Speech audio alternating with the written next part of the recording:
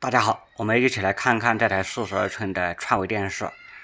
这个后盖我已经把它洗得很干净了。这是今天去用户家里面修冰箱，然后用户从那个垃圾堆里面捡出来给我维修的。这款电视也算是品牌电视了，如果能够修好，它的质量也不比现在的新款电视差。由于它这个机身的后面采用的是铁壳，长期的潮湿把这个上面都搞生锈了。这台电视刚开始的故障不是很大，听用户说是花屏状态，然后过路的给他看了一下，说是屏幕坏了，这个电视已经修不好了，基本上是判了死刑。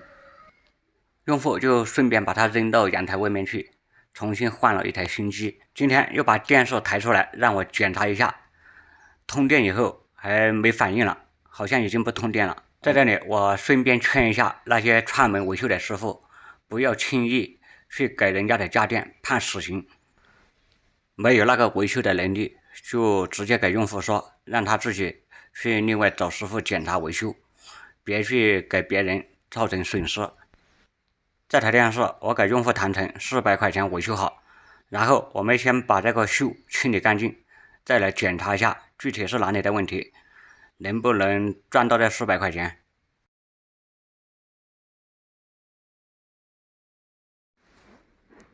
现在的电视处于不通电的状态，我们应该先从电源部分检查，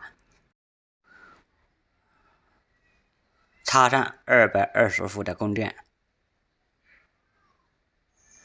万用表调节到直流档，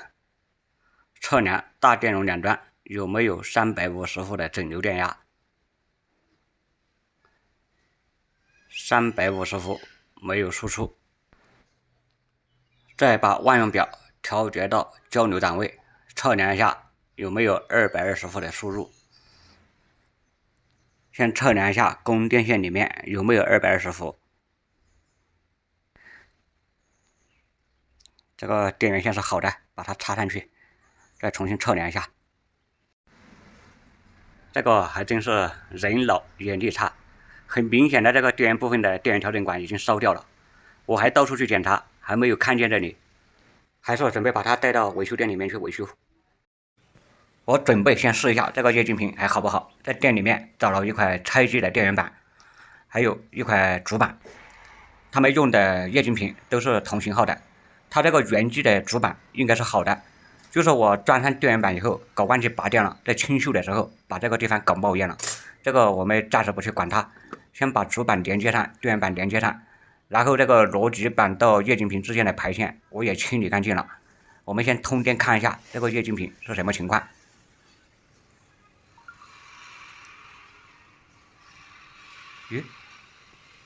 这个液晶屏是好的，这台电视从头到尾应该没有什么问题，它可能花屏的原因就是那个逻辑板到液晶屏之间的排线接触不好，然后上门的师傅给他说修不好了，他往那个阳台上面一扔，时间一长又把电源板搞生锈了，那个电源板烧坏可能都是我在他家里面通电的时候搞烧坏的。最后把这个液晶屏边条上面的锈清理干净以后，用这个蓝色的绝缘胶把边条和模组之间做一层绝缘，这样保证用户拿去使用时间长一点。